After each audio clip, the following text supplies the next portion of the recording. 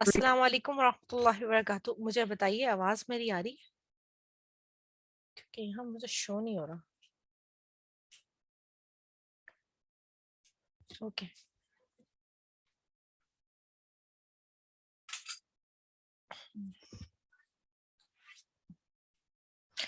السلام علیکم ورحمۃ اللہ وبرکاتہ. نحمده ونصلی علی رسولہ الکریم. اما بعد فاعوذ باللہ من الشیطان الرجیم. بسم اللہ الرحمن الرحیم. رب اشرح لی صدری ویسر لی امری واحلل عقدۃ من لسانی یفقهوا قولی. اللهم فقهنا فی الدین. اللهم انی اسألک علما نافعا ورزقا طیبا وعملا متقبلا. ربنا لا تزغ قلوبنا بعد اذ هدیتنا وهب لنا من لدنک رحمة انک انت الوهاب. آمین یا رب العالمین. اس دعا اور اس امید کے ساتھ کہ آپ لوگ اپنے گھروں میں خیر اور عافیت کے ساتھ ہوں گے، اللہ تعالیٰ ہم سب پر اپنا کرم، فضل، رحمت، نعمت، صحت اور برکت کو نازل فرمائے. اللہ تعالیٰ ہم سب کو آسانیاں دے اور آسانیاں بانٹنے والا ہم سب کو بنائے. آمین. اللہ کا لاکھ لاکھ شکر اور اس کا احسان کہ الحمدللہ آج ہم اپنی قرآن یعنی قرآن الحکیم کی 5ویں سورہ مبارکہ سورہ المائدہ کا آغاز کر رہے ہیں. سورہ المائدہ میں 120 آیات ہیں اور 16 رکوع ہیں. زیادہ تر اس کا حصہ ذوالحجہ 9 ہجری میں ہوا یعنی نازل ہوا، اور 6 ہجری صلح حدیبیہ، اور کچھ حصہ فتح مکہ 8 ہجری میں ہوا. یہ مدنی دور کی آخری سورہ مبارکہ ہے. حضرت عبداللہ بن عمر رضی اللہ تعالیٰ عنہ سے مروی ہے کہ سورہ المائدہ آپ صلی اللہ علیہ وسلم پر جب نازل ہوئی اس وقت آپ ایک اونٹنی اسبا پر سوار تھے، اور وہ جو تھی اس پر یعنی کہ وحی کا بوجھ اتنا زیادہ تھا کہ وہ اونٹنی جو تھی وہ عاجز ہو گئی، یعنی بوجھ اتنا زیادہ تھا کہ اونٹنی عاجز ہو گئی اور آپ صلی اللہ علیہ وسلم اس سے اتر گئے. حضرت جبیر فرماتے ہیں وہ حضرت عائشہ رضی اللہ تعالیٰ عنہ کے پاس گئے اور حضرت عائشہ صدیقہ رضی اللہ تعالیٰ عنہ نے فرمایا کہ تم سورہ مائدہ پڑھتے ہو؟ انہوں نے کہا جی ہاں. انہوں نے فرمایا یعنی حضرت عائشہ صدیقہ رضی اللہ تعالیٰ عنہ نے فرمایا کہ قرآن الکریم کی آخری سورہ مبارکہ ہے، اس کے احکامات کو نسخ نہ سمجھنا، یعنی جو احکامات اس کے اندر دیے گئے ہیں اور ان کا خاص اہتمام کرنا. یہ مدنی دور میں آخری حصے کی سورہ مبارکہ ہے. اس کا کچھ حصہ فتح مکہ کے بعد اور کچھ حصہ 9 ہجری کے اوائل کے اندر نازل ہوا. آغاز کرتے ہیں. بسم اللہ الرحمن الرحیم. اللہ تبارک و تعالیٰ نے ارشاد فرمایا یا ایھا الذین آمنو. مدنی صورتوں کی سب سے بنیادی نشانی جو ہوتی ہے وہ یہ ہوتی ہے کہ اس میں اے ایمان والو کہہ کر مخاطب کیا جاتا ہے، اور مکی صورتوں کی نشانی بنیادی طور پر ہوتی ہے وہاں پر یا ایھا الناس اے لوگو کہہ کر مخاطب کیا جاتا ہے. فرمایا اوفوا بالعقود، پورا کرو اپنے عہد و پیمان کو. احلت حلال کیے گئے لکم تمہارے لیے بہیمات الانعام چوپائے مویشیوں کی قسم میں سے، الا مگر ما یتلا جو پڑھے جائیں گے علیکم تم پر، غیرہ محلہ نہیں حلال کرنے والے، الصیدی شکار کو، وانتم حالانکہ تم حرم احرام میں ہو، ان اللہ کہ بے شک اللہ تعالیٰ یحکم فیصلہ کرتا ہے ما یرید جو وہ چاہتا ہے. فرمایا گیا کہ حالت احرام میں شکار کو منع کر دیا گیا، اور پھر فرمایا گیا کہ اے لوگوں جو ایمان لائے ہو اپنے عہد و پیمان کی وفا کرو. ابن الفارس کے نزدیک عقد جو ہے وہ شدت کی دلیل ہے. عقد کہتے ہیں گرہ کو، اور ایسی گرہ یعنی کوئی بھی جو ہم دو رسیوں کے درمیان یا دو ڈوریوں کے درمیان باندھ دیتے ہیں وہ گرہ ہوتی ہے یقیناً. اسی لیے عقدۃ النکاح کا لفظ بھی استعمال کیا گیا قرآن کے اندر، یعنی نکاح جو ہے وہ دو لوگوں کے درمیان دو لوگوں کو آپس میں باندھنے کی ایک گرہ ہوتی ہے. اور یہاں پر کہا گیا کہ اپنی گرہوں کو پورا کرو. مراد کیا ہوئی؟ اپنی عہدوں کو پورا کرو. وہ عہد جو تم اپنی زبان کے ذریعے سے کسی خاص کمیونٹی کے ساتھ باندھتے ہو، دو لوگوں کے درمیان میں ہوتا ہے، خواہ تمہاری زوج کے ساتھ ہوتا ہے یا کسی کے ساتھ بھی جو ہے، اس کا ذکر کیا گیا. یہ قسموں سے بھی زیادہ مضبوط بات کی گئی کہ ان کا پورا کرنا بہت زیادہ ہے. یہ تکرار اور تقریر و تحریر سے بھی واضح ہوتا ہے. یہود نے جب بھی عہد لیا اس کو توڑ دیا، خواہ ان کے اوپر اللہ تبارک و تعالیٰ نے اس کو کوہ طور کو بھی بلند فرما دیا. یہاں خاص طور پر اہل ایمان کو مخاطب کیا گیا، اس لیے کہ اللہ تبارک و تعالیٰ اہل ایمان کے اندر حد درجہ ایمان کی تکمیل کو دیکھتا ہے.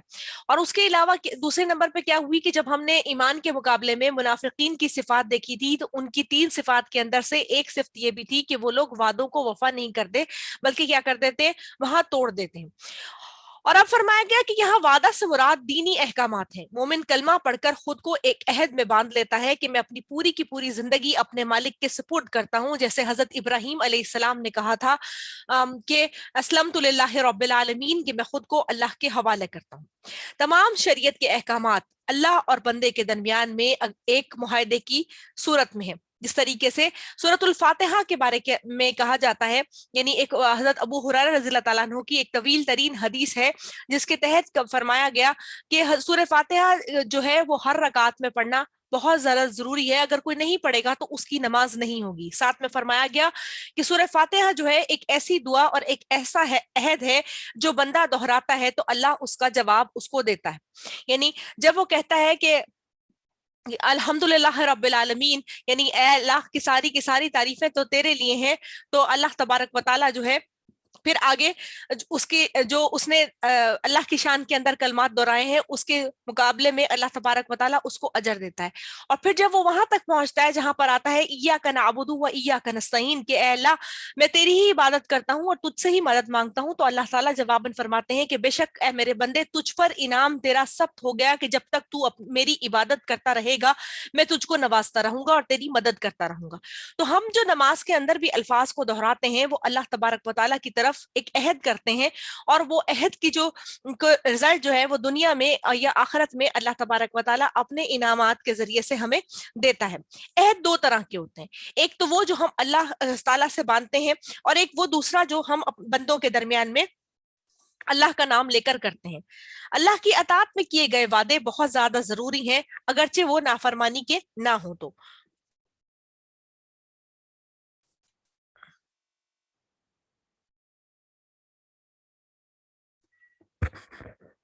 سب لوگوں کے پاس آواز کٹتی ہے, نہیں تو پھر میں ری جوائن کر لیتی ہوں. بتائیے, یہ آپ ری جوائن کر کے دیکھیے بیٹا.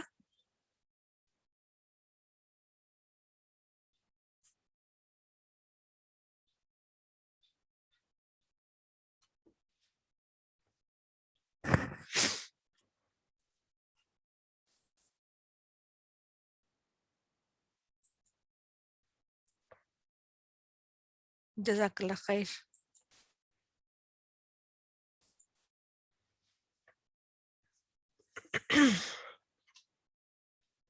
پھر فرمایا گیا کہ یہ کسی کی یعنی اللہ تبارک و تعالیٰ کی نافرمانی کے اندر یہ تمام تر عہد نہ ہو, ان کے اندر معاشرتی صلح ہو, اور کیا ہو اللہ تعالیٰ کی طرف سے جو تمام تر دیے گئے قوانین ہیں ان کی پاسداری ہو. آپ صلی اللہ علیہ وسلم نے فرمایا اس شخص کا کوئی ایمان نہیں جس میں امانت کا پاس نہیں, اس میں دین نہیں جس میں وعدے کی پابندی نہیں.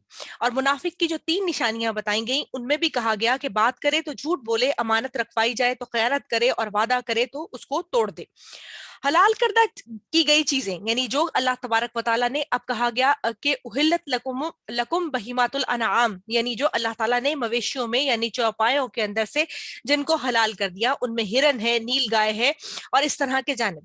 اور پھر کہا گیا کہ ذناب اور ذو مخلب حلال نہیں ہوتے, یعنی داڑھ والے جانور جو کہ خود گوشت خور ہوتے ہیں.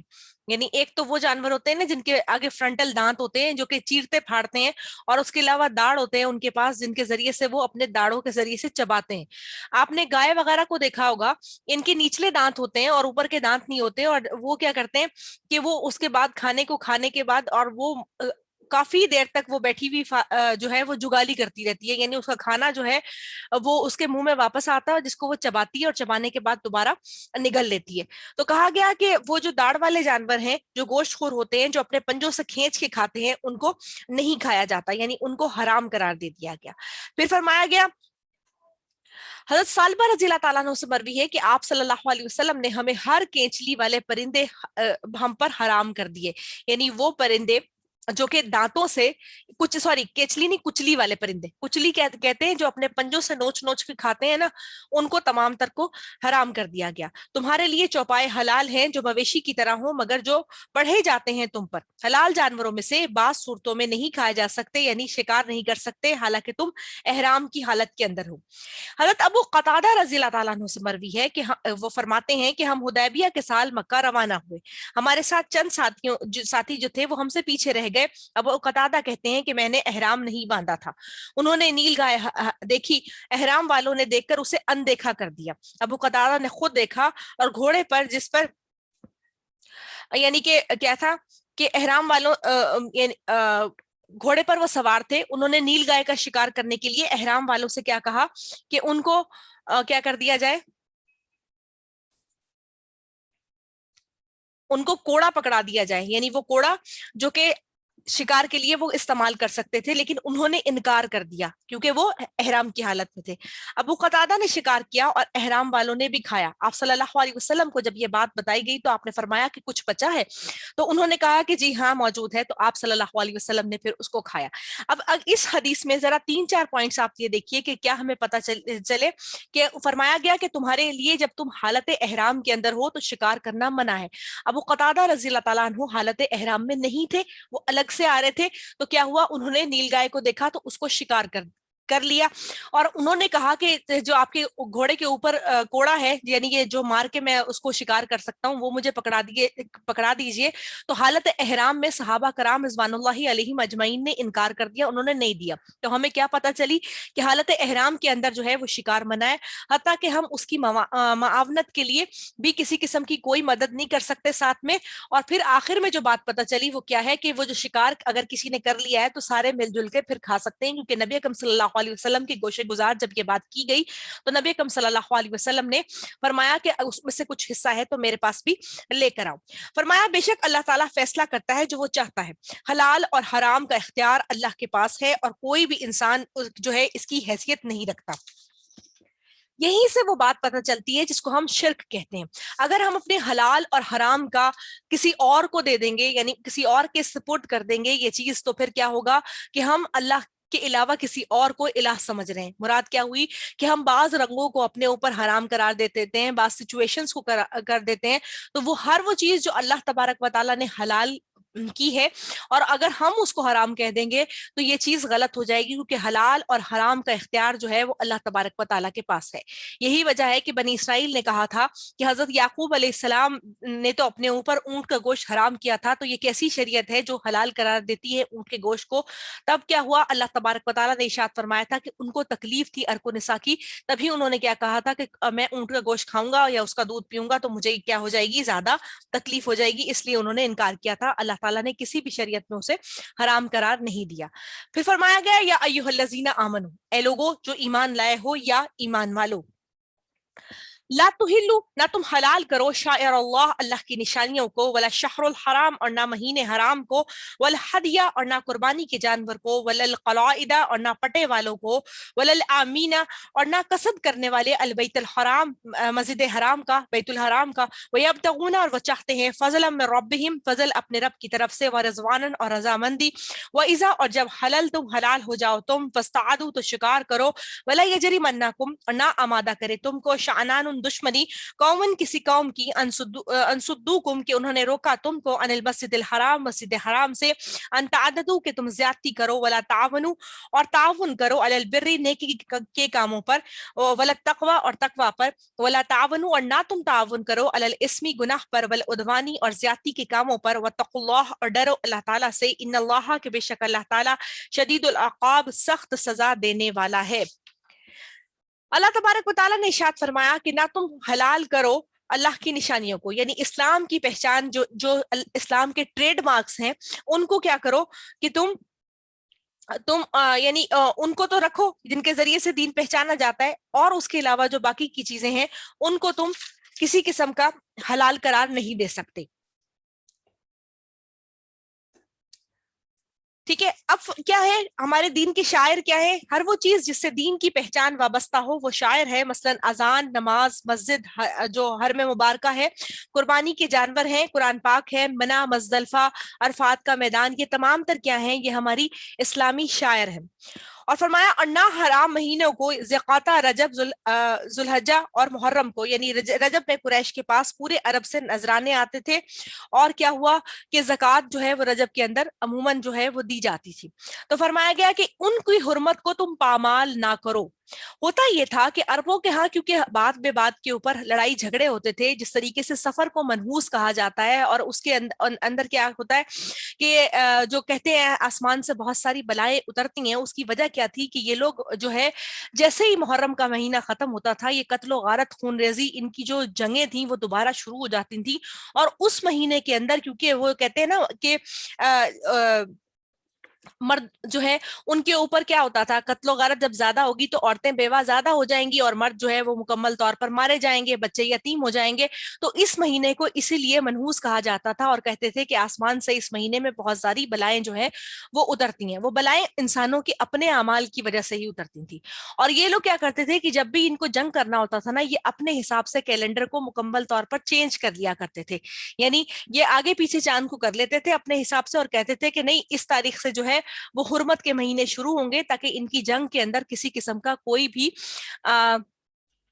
कोई खलल ना पड़े।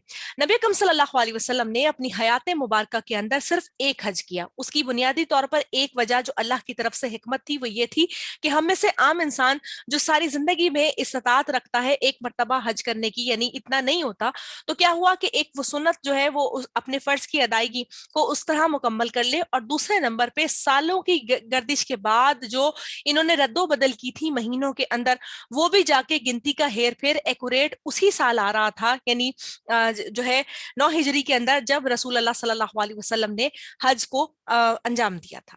तो फरमाया गया कि इन महीनों की ना तो हुर्मत को पामाल किया जाए और ना ही क्या किया जाए, इनमें कोई किसी किस्म की कोई खराबी पैदा जाए। इन महीनों में जंग नहीं होगी। वो नजराना जो बैतुल्लाह को जाता है, यानी कुर्बानी के जानवर, अहले अरब जब वो कुर्बानी के जानवर हरम को भेजते तो वो ऊंटों की गर्दनों में मखसूस किस्म के हार पहना देते। अमूमन वो जूतों के हार हुआ करते थे।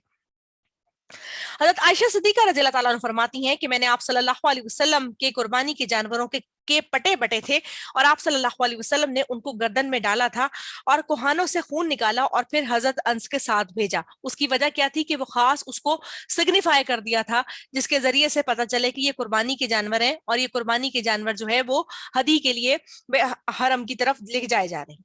अगर कोई जानवर रास्ते में मर जाए तो जिबा करके उसके खून में जूती मारकर पहलू पर लगा दी जाती थी, कि मतलब उससे ये पता चले कि उसके ऊपर एक सिग्निफाइड मार्क बन गया, जिससे पता ये चले कि ये कुर्बानी का जानवर था और ये इस तरह से रास्ते में इसका इंतकाल हो गया, यानी ये खत्म हो गया, तो अब इसके ऊपर एक निशान लगा दिया गया। आप सल्लल्लाहु अलैहि वसल्लम ने एक शख्स को देखा, वो ऊंट का हाँक रहा था। उसने कहा कि कुर्बानी का जानवर है। पर तीसरी मर्तबा जब पूछा तो उसने यही जवाब दिया। तो आप सल्लल्लाहु अलैहि वसल्लम ने फरमाया कि तुझ पर अफसोस कि तू उस पर के सवार ना हुआ। यानी ये नहीं है कि उस पर सवारी नहीं की जा सकती, बल्कि ये कहा गया कि जो जरूरत का जो जानवर है उस पे नियत को देखा गया कि नियत ये है कि इसको अल्लाह की राह के अंदर आगे जाके कुर्बान करना है। बाकी ये कि हद से ज्यादा बढ़ना, कि उस पर सवार भी ना होना और उससे फायदा भी ना उठाना, ऐसा नहीं हो सकता। यानी किया जा सकता है ये तमाम तर चीजें। और बैतुल हराम को जाने वाले, यानी कि तिजारत और उम्रा और हज के लिए जा रहे थे, उनको ना रोको। और वो रब का फजल और उसकी रहमत और रजामंदी है। जो चीज अल्लाह ताला की याद दिलाए उसका एहतराम करो। और हमारे यहाँ जो है बेहतरीन जो शायर है वो हज और उम्रा है और अल्लाह के तमाम तर अहकामात हैं। और रब्बुल आलमीन का लाख लाख शुक्र है कि कल से तमाम तर बैरियर्स भी हटा दिए गए हैं और अब प्रॉपर तरीके से हज और उम्रा भी अल्हम्दुलिल्लाह हुआ करेगा। अल्लाह का शुक्र। फिर फरमाया गया कि जिसके दिल में ईमान हो तो वो क्या करे कि हर उस चीज से वो मोहब्बत करता है जो अल्लाह के नजदीक बहुत ज्यादा काबिल एहतराम होती है। फिर फरमाया गया कि जानवरों का एहतराम, उनका एहतराम ख्वाह वो उम्रे पे लेके जाए जा रहे हों या तिजारत की गर्ज से। जब तुम एहराम से आजाद हो तो उनको हलाल कर लो, यानी आजाद या हलाल हो जाओ, तो उस वक्त उनकी भी कुर्बानी कर दी जाएगी और शिकार भी किया जा सकता है। और ना आमादा करे तुमको दुश्मनी किसी कौम की कि तुम पर ज्यादती की जाए, मस्जिद हराम से तुम्हें रोका जाए। यानी सुलह हुदैबिया के दौरान के अंदर भी इसकी कुछ आयात सूरतुल माइदा की आई। तो क्योंकि उन्होंने जब 6 हिजरी में सुलह हुदैबिया हुई थी तो रसूलुल्लाह सल्लल्लाहु अलैहि वसल्लम हालत एहराम में 1500 सहाबा कराम रिजवानुल्लाहि अलैहिम अजमईन के साथ गए थे। और जब गए थे तो फिर क्या हुआ कि उन्होंने रास्ते में मना कर दिया। उन्होंने कहा नहीं, आप अगले साल आइएगा, इस साल हम आपको उम्रा करने की इजाजत नहीं देते। तो फरमाया गया कि वो लोग जो अल्लाह के रास्ते से रोकते हैं तो तुम उनके साथ अगर ज्यादती भी करते हो, यानी उनसे बदला भी लेते हो, तो उतना लेना है जितना उन्होंने तुमसे किया था। और फिर क्या हुआ कि नेकी और तकवा के कामों में एक दूसरे के साथ ताउन करो। यानी उन्होंने तुम्हें हरम आने की तरफ से रोका था तो तुम भी क्या करो, उतना ही झगड़ना जितना जरूरत हो, यानी हद से बढ़ने को मना फरमाया गया। फिर फरमाया नेकी और तकवे में एक दूसरे से ताउन करना, इसमें सिर्फ मुसलमान नहीं बल्कि गैर मुस्लिमों के साथ भी अच्छे सलूक का कहा गया। इसकी तारीख में दलील जो है हल्फुल फजूल की है, जब आप सल्लल्लाहु अलैहि वसल्लम ने दौरे जाहिलियत में इसमें हिस्सा लिया और उसमें फजल के लोग शरीक थे कि आओ मिलकर बैठे और वादा करें कि आइंदा जंग नहीं करेंगे। आप सल्लल्लाहु अलैहि वसल्लम ने नबूवत के बाद भी फरमाया कि मुझे कोई इसके एवज सुर्ख ऊंट भी देता तो मैं ना लेता, और आज भी मुझे बुलाए तो मैं जरूर जाऊंगा। यानी ऐसा मुआहदा जिसके अंदर नेकी की जा रही हो और उसमें जंग जदल और तमाम तर चीजों को रोका जा रहा हो, उसको रसूल अल्लाह सल्लल्लाहु अलैहि वसल्लम ने पसंद फरमाया।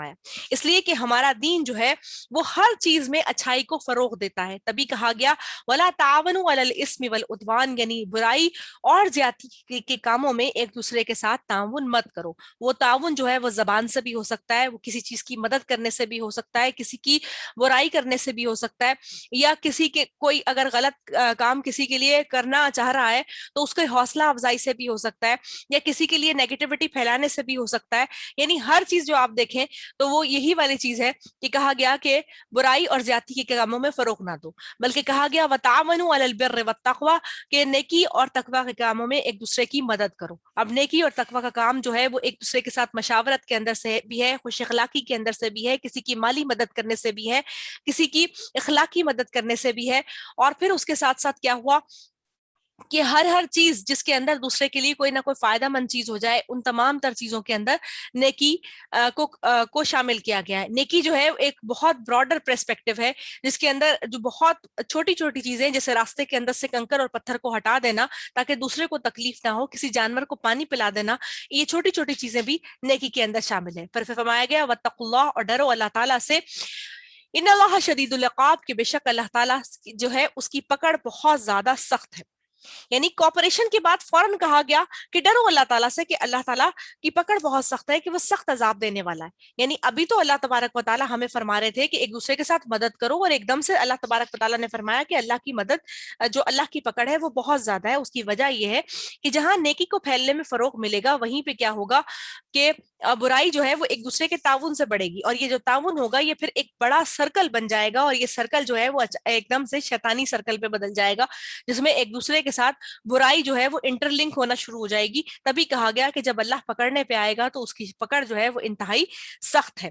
फरमाया गया हुर्रमत अलैकुमुल मैतता, कि अल्लाह ताला ने हराम कर दिया तुम पर मुर्दार को, वद्दमा और खून को, वलहमल खंजीर और खंजीर के गोश्त को, वमा उहिल्ला लिगैरिल्लाह और हर उस चीज को जो गैरुल्लाह के नाम पर पुकारा गया, वल मुनखनिकतु और गला घोंट कर मरने वाली, वल मौकुज़ातु और चोट खाकर मरने वाली, वल मुतरद्दियातु और ऊपर से गिर कर मरने वाली, वन नतीहातु और टकरा कर मरने वाली, वमा अकला और जो खा जाए, अस्सबउ दरिंदे, इल्ला मा ज़क्कैतुम मगर जो ज़िबा कर लिया तुमने, वमा ज़ुबिहा और जो कुछ ज़िबा किया गया, अलन नुसुबी आस्तानों पर, व अन तस्तक़सिमू कि ये कि तुम किस्मत तलब करो, बिल अज़लामी तीरों के साथ, ज़ालिकुम ये सब काम, फिस्कुन नाफरमानी है, अल यौमा आज, या इस अल्लज़ीना मायूस हो गए, अल्लज़ीना वो लोग कफरू जिन्होंने कुफर किया, मिन दीनिकुम तुम्हारे दीन से, फला तखशौहुम तो ना डरो तुम उनसे, वख्शौनी और डरो मुझसे, अल यौमु आज, अकमलतु मैंने मुकम्मल कर दिया, लकुम तुम्हारे लिए, दीनुकुम दीन तुम्हारा, व अतममतु और मैंने तमाम कर दिया, अलैकुम तुम पर, नेमती अपनी नेमत को,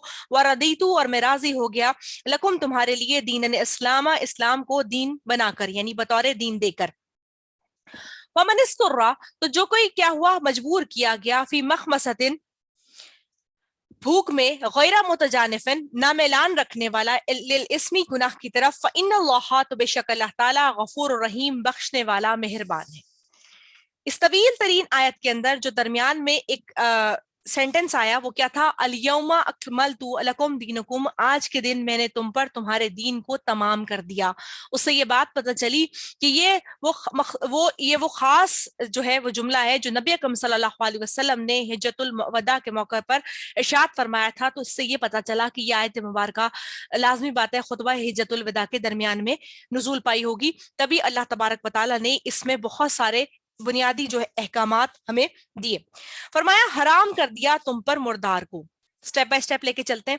मुर्दार क्या होता है? मुर्दार वो होता है जो कि गैर अल्लाह का नाम लिए बगैर मर गया हो, या कोई भी जानवर जो आपको गला सड़ा कहीं पे भी पड़ा हुआ मिले, وجہ کیا ہے کہ اس کے اندر جو ہے بیماریوں کا گڑھ بن چکا ہوتا ہے. جب خون اندر ہی اندر بلاک ہو جاتا ہے تو خون کے اندر ایسے وائرسز اور بیکٹیریاز ہوتے ہیں جو کہ اگر آکسیجن کے ساتھ پورے کے پورے جسم کے اندر سرکولیٹ نہیں کرتے تو وہ اس باڈی کو آہستہ آہستہ ڈیکمپوزیشن کی طرف لے کے جاتے ہیں اور آہستہ آہستہ وہی باڈی اندر ہی اندر گلاوٹ کا شکار ہو جاتی ہے.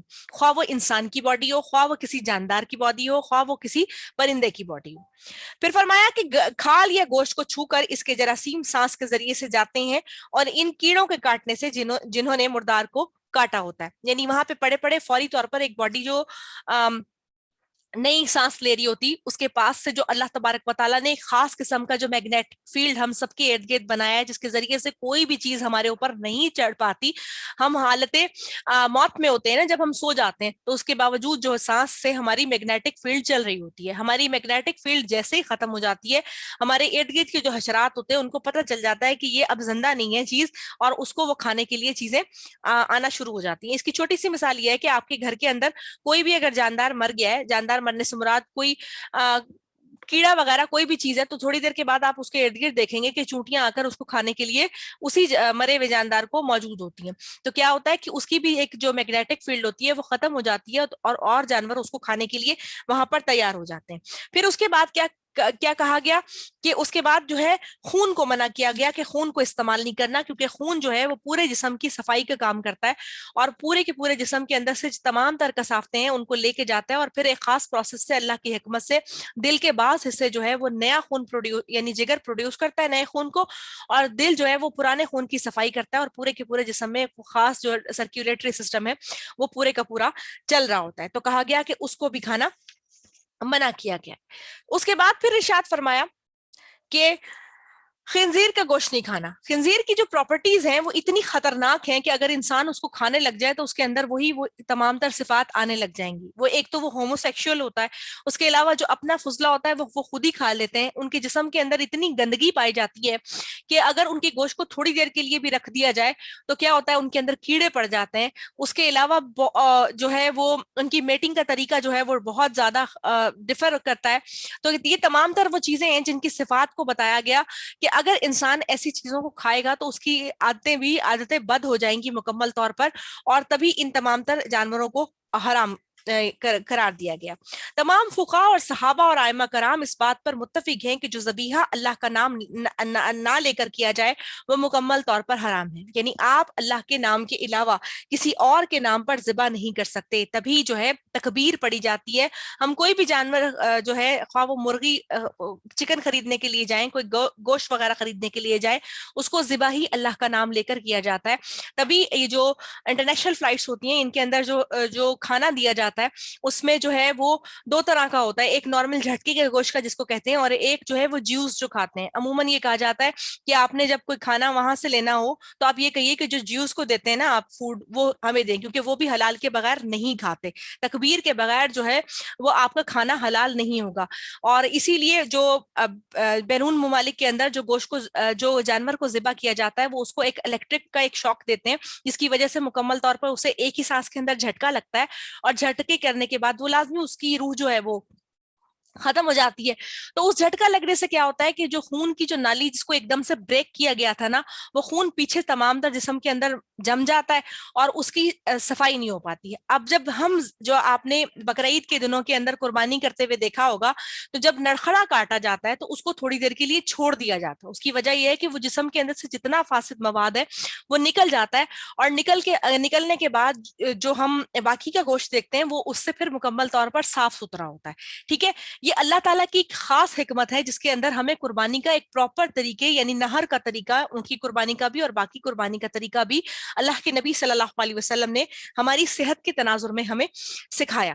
پھر فرمایا گیا کہ وہ جانور جو گلا گھٹ کر مر جاتے ہیں, چوٹ کھا کر مر جاتے ہیں, گر کر مر جاتے ہیں, ٹکرا کے مر جاتے ہیں, اور جن کو جو ہے درندے کھا جاتے ہیں. اب یہ شکار کا طریقہ بھی اس میں بتا دیا. ایک تو وہ ہوا کہ اچھا والا ایک جانور تھا ہمارے پاس, اس نے اوپر کی کسی جگہ سے چھلانگ لگائی, وہ نیچے گرا اور مر گیا. اگر اس میں سانس چل رہی ہے اور اس کی ہڈیاں چٹکی ہیں اور اس کی سانس چل رہی ہے اور آپ نے اسی وقت تکبیر پڑھ کے اس کو حلال کر دیا تو وہ حلال ہے. لیکن ایک دم جھٹکے سے اگر وہ مر گیا تو وہ آپ کے اوپر حرام ہو گیا, خواہ آپ کا کتنا قیمتی جانور کیوں نہیں تھا. ٹھیک ہے. اور پھر اسی طریقے سے آپ یہ دیکھیں, یہ تمام تر چیزیں جن کا ہم ذکر کر رہے ہیں, آپ کو ذی الحجہ کے مہینے کے اندر بہت ساری اس کی ویڈیوز بھی نظر آتی ہیں اور بہت ساری چیزیں بھی نظر آتی ہیں کہ اچھی بلی ایک گائے کو کھڑا کیا تھا پلر کے ساتھ باندھ کے, اور پلر سے اس کی دمی ٹکرائی اور اس کو الیکٹرک شاک لگا اور وہ ختم ہو گئی اچھی بلی گائے کھڑی ہوئی. تو وہ کیا تھا, جھٹکے سے مرنے والی, اوپر سے گر کر مرنے والی, چوٹ کھا کر مرنے والی. ان تمام تر چیزوں کو جن کو اللہ کا نام لے کر حلال نہیں کیا گیا, وہ تمام تر جانور جو ہے وہ بالکل بیکار ہو جائیں گے. پھر کہا گیا کہ جن کو کیا کر جائیں, درندے کھا جائیں. اب درندے کیا, یہ جو ہاؤنڈز ہوتے ہیں, جو شکاری کتے ہوتے ہیں, جن کو ٹرینڈ کیا جاتا ہے شکار کے لیے, اگر ان کو شکار کرتے ہوئے چھوڑتے وقت تکبیر کو بلند نہیں کیا گیا اور ان کو چھوڑ دیا گیا, اور انہوں نے خاص انداز میں جب جانور کو گرفت کیا نا, اس وقت انہوں نے اس کے نرخڑے پر یا کسی ایسی جگہ پر اسے مطلب جسے چیرنا پھاڑنا اور بھمبوڑنا کہتے ہیں, وہ غلط انداز سے کیا, جس سے جب وہ پکڑ کر لائے آپ کے پاس, جب تک اس وقت تک اس جانور کی جان جو ہے وہ نکل گئی, تو ایسا جو شکار ہے وہ آپ کے لیے حرام ہو گیا. اگر آپ نے انہیں اللہ کا نام لے کر چھوڑا تھا اور ان کی ٹریننگ ایسی کی تھی کہ وہ ایک معمولی سی ضرب کا حصہ لگا کر اس کو شکار کو پکڑ کر وہ لے کر آئیں گے, اس کے بعد آپ اس کو اپنے ہاتھ سے اللہ کا نام لے کر ذبح کریں گے, تو ایسا شکار جو ہے وہ حلال کیا ہو, اللہ کی طرف سے کیا گیا. تبھی کہا گیا کہ وہ تمام تر چیزیں اللہ کی طرف سے پھر حرام کر دی گئیں جن کو درندے کھاتے. پھر ایک اور امپورٹنٹ پہلو بتایا گیا, وما ذبح علی النصب, اور جو آستانوں کے اوپر ذبح کیا جاتا ہے. اب آستانوں پر ذبح کرنے سے سمپلی مراد, آپ کسی مزار پہ لے کے جاتے ہیں کوئی قربانی کا جانور, آپ کہتے یہ ہیں کہ میں اللہ کے نام پر یہاں پر قربان کر رہا ہوں, یعنی قربانی کی نیت تھی آپ کی اللہ کی, لیکن جو تمام تر لوگ ارد گرد موجود تھے نا, ان کو نہ تو آپ کی نیت پتا تھی اور نہ ہی کوئی کسی کے دل کا حال جانتا ہے. آپ نے قربانی کی اللہ کے نام پر, لیکن کیا کیا آپ نے, ایک بڑے شرک کا دروازہ کھول دیا. کیسے کھولا کہ ارد گرد موجود جو لوگ تھے انہوں نے سمجھا کہ آپ جو صاحب قبر ہیں ان کے لیے آپ کسی خاص آستانے پہ, کسی خاص جگہ پہ جا کر آپ اپنی نظر یا بھیٹ یا کچھ بھی آپ ادا کر رہے ہیں. تو یہ کیا چیز ہے, یہ آپ کے لیے معصیت کا راستہ کھولتی ہے, جس میں ایک تو یہ ہوا کہ کام تو آپ یہ کرنا چاہ رہے تھے کہ چلو میں اس جگہ پہ جا کے قربان کروں گا, زیادہ سے زیادہ لوگوں کو تقسیم کر دوں گا اور لوگوں کو زیادہ سے زیادہ فائدہ مل جائے گا, لیکن ہوا یہ کہ آپ نے وہاں سے ایک نیا چیپٹر کھول دیا, اور جو دیکھنے والوں کے لیے کہ اگلی دفعہ میں بھی آؤں گا تو میں یہاں پر چڑھاوا چڑھاؤں گا, اور اس چڑھاوا چڑھانے کے بعد کیا ہوگا کہ میری منت, میری مراد جو ہے وہ پوری ہو جائے گی. دلوں کا حال اللہ جانتا ہے, لیکن انسان ظاہر کے اوپر بھروسہ کر کے تبھی کام کرتا ہے. تبھی فرمایا گیا کہ وہ تمام تر چیزیں جو آستانوں کے اوپر کی جاتی ہیں ان کو حرام قرار دے دیا گیا ہے. اچھا, اب یہاں پر حرام جو قرار دیا وہ بھی تھا جو مکی دور میں یا مدنی دور کے اندر, یعنی تھا تو وہ مکی دور میں, مدنی دور میں تو تمام مسلمان ہو گئے تھے.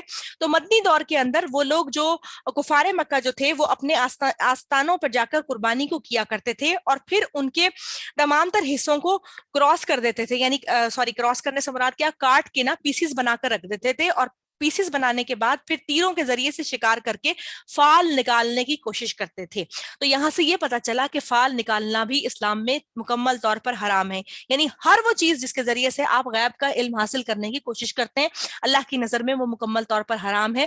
اسی لیے ایک در ہمارے لیے کھولا گیا, وہ ہے استخارے کا, جس کے ذریعے سے ہم کیا کرتے ہیں کہ جب بھی کوئی کام شروع کرتے ہیں نا, تو ہم استخارے کی دعا پڑھتے ہیں, 2 نفل پڑھتے ہیں, اور کام کو اللہ کے حوالے کر دیتے ہیں کہ یا اللہ میں نے یہ کام تیرے سپرد کر دیا, اب کیا ہوگا اس کے سلسلے میں جو مجھے فائدہ اور نقصان جو بھی ہونا ہے وہ مجھے یا تو اس پر ٹھہرا دے یا میرا دل اس سے مکمل طور پر ختم کر دے. پھر فرمایا گیا کہ نہ تم قسمت طلب کرو تیروں کے ذریعے سے. اب یہی ہوا کہ یہ جو جاہلیت میں عرب بتوں کے قریب پتھر گاڑے جاتے تھے جہاں پر جانور ذبح کیے جاتے تھے, یعنی کہ آستانوں پر ذبح کیے گئے جانور, اس سے مخصوص مقام بھی ہوتے تھے, اور کیا تھا کہ قربانی کر کے فائدہ ملے خواہ وہ بت ہوں یا نہیں ہوں. اور پھر اس کے بعد کہا گیا کہ جو فال نکالا کرتے تھے کہ یہ تیر جو ہے اب میں نے ہوا میں چھوڑا ہے, اگر یہ دائیں طرف چلا گیا تو یہ میرے لیے اچھا ہے, اور اگر کیا ہو گیا بائیں طرف چلا گیا تو میرے لیے یہ برا ہو گیا. اس میں آپ ہر وہ چیز شامل کر لیں کہ جس میں بلی کا راستہ کاٹنا بھی ہے, فلاں دن بھی ہے, یہ چیز بھی ہے, وہ چیز بھی ہے, جو آپ دنیا کے اندر سپرسٹیشن ساری کی ساری دیکھتے ہیں وہ اس کے اندر ساری کی ساری آ گیا. فرمایا ذالکم فسق, یہ کیا ہے, نافرمانی کے کام ہے. اور نافرمانی کس نے آغاز کیا تھا اس آیت مبارکہ کا, اللہ تبارک و تعالیٰ نے ایمان والوں کے لیے. تو نافرمانی کس کی ہوگی, اللہ کی. پھر فرمایا الیوم یئس الذین, کہ آج کے دن تو وہ لوگ مایوس ہو گئے جنہوں نے کفر کیا تھا, اس لیے کہ دین کے غلبے کا دن آ گیا. اور پھر فرمایا گیا کہ تم نہ ڈرو کسی اور سے اور ڈرو مجھ سے. کس لیے کہ ساری عمر سے تو یہ کام کرتے ہوئے آئے ہیں, اگر آج یہ کام کریں گے تو دنیا ناراض ہو جائے گی. ساری عمر سے میں جو ہوں دوپٹہ سر پہ نہیں پہنتی تھی, آج میں نے دوپٹہ پہننا شروع کر دیا, اب لوگ کیا کہیں گے. اچھا, دوپٹے سے بڑھ کر حجاب کرنا شروع کر دیا تو پھر لوگ کیا کہیں گے. اسی طریقے سے بڑھ کر کوئی اور کام جو میں نے آج سے پہلے نہیں کیا, میرے خاندان کے اندر برسوں سے یہ کام ہوتا ہوا آ رہا تھا, آج میں نے شریعت پر عمل کرتے ہوئے ان تمام تر چیزوں کو چھوڑ دیا, تو لوگ کیا کہیں گے کہ تم نے یہ ساری کی ساری چیزیں چھوڑ دی. تبھی اللہ نے فرمایا فلا تخشوہم واخشونی, کہ نہ ڈرو ان لوگوں سے اور ڈرو مجھ سے, کیونکہ ڈرنے کا حق تو اللہ تعالیٰ سے ہی ہے. پھر فرمایا الیوم اکملت لکم دینکم, کہ آج کے دن میں نے تمہارے دین کو تمہارے لیے مکمل کر دیا. اللہ کا دین کیا ہے, جس میں تمام تر احکامات جو ہے وہ دیے گئے, اور اس آیت مبارکہ کے ایکوریٹ 80 ڈیز کے بعد نبی اکرم صلی اللہ علیہ وسلم کا وصال. نبی اکرم صلی اللہ علیہ وسلم نے جب یہ آیت دہرائی, اور اس کے بعد حضرت عبداللہ بن عمر رضی اللہ تعالیٰ عنہ فرماتے ہیں, وہ بہت زیادہ فقیہ نوجوان تھے, وہ کہتے ہیں کہ میں نے جان لیا کہ اب وہ وقت آ گیا ہے کہ جب نبی اکرم صلی اللہ علیہ وسلم ہم سے بچھڑنے والے. اسی طریقے سے حضرت ابو بکر صدیق کے بارے میں کہا جاتا ہے کہ جب وہ ان کے سامنے نبی اکرم صلی اللہ علیہ وسلم نے فرمایا کہ اللہ تعالیٰ نے اپنے بندے سے اپنی ملاقات کا پوچھا اور دنیا میں رہنے کا پوچھا, تو اس کے بندے نے اللہ سے ملاقات کو ترجیح دی, جس کے بعد حضرت ابو بکر صدیق جو تھے وہ رونے لگ گئے, اور لوگوں نے کہا کہ اس بزرگ کو, یعنی اس بوڑھے کو دیکھو, یہ ہر بات میں رونا شروع کر دیتا ہے. اور ایکوریٹ تھوڑے دن کے بعد نبی اکرم صلی اللہ علیہ وسلم کا پھر وصال ہو گیا, کیونکہ ان کی اس بات سے یہ واضح تھا کہ انہوں نے اللہ سے ملاقات کو ترجیح دے دی تھی. اس کے بعد فرمایا آج کے دن میں نے تمام تر احکامات, تمام تر چیزیں جو ہیں وہ تمہارے اوپر پوری کر دی, اور میں نے اپنی نعمت کو تم پر تمام کر دیا. اچھا, اب نعمت کون سی اللہ نے تمام کی؟ آپ کو پتا ہے اس دنیا کے اندر سب سے بڑی نعمت جو اللہ تعالیٰ اپنے بندے کے اوپر اتارتا ہے وہ نعمت ہدایت ہے. اس سے بڑی کوئی بھی چیز نہیں ہے. ہمارے پاس کتنی بھی بڑی دنیا کی طاقت ہو, پاور ہو, کوئی بھی چیز ہو, اگر ہمارے پاس ہدایت نہیں ہے اور ہم کفر پہ زندگی گزار رہے ہیں تو اس کا مطلب ہے وہ تمام تر چیزیں فیل ہیں, اس لیے کہ دنیا میں ہمیں سب کچھ دے دیا جائے گا, آخرت میں ہمارا کوئی حصہ نہیں ہوگا.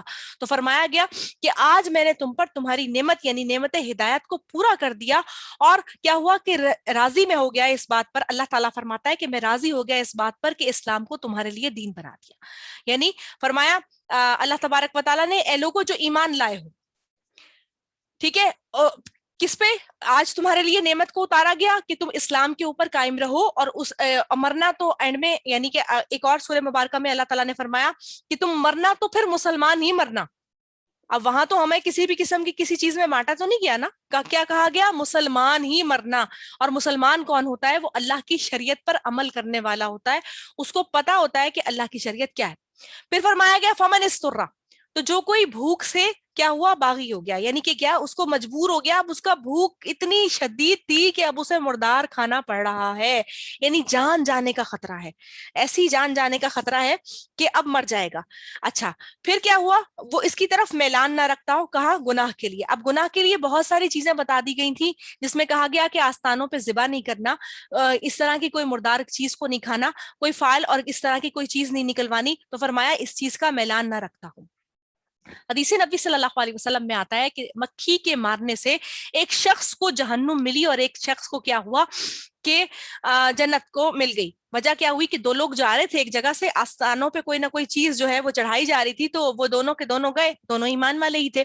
تو کہا گیا کہ تم ہمارے ہمارا جو یہ در ہے جہاں پر ہمارے بت ہیں, ان کے اوپر کوئی نہ کوئی چڑھاوا چڑھاؤ. انہوں نے کہا ہمارے پاس تو کچھ بھی نہیں ہے. تو کہا اچھا چلو ایسا کرو, جب تمہارے پاس کچھ نہیں ہے, یہ مکھی ہے نا, اس کو قربان کر دو نام لے کر ہمارے بتوں کا, تو تمہاری جان بخشی ہو جائے گی. ایک شخص نے دوسرے سے کہا کہ مکھی تو قربان کرنی ہے, کیا ہوتا ہے, ہم قربان کر دیتے ہیں.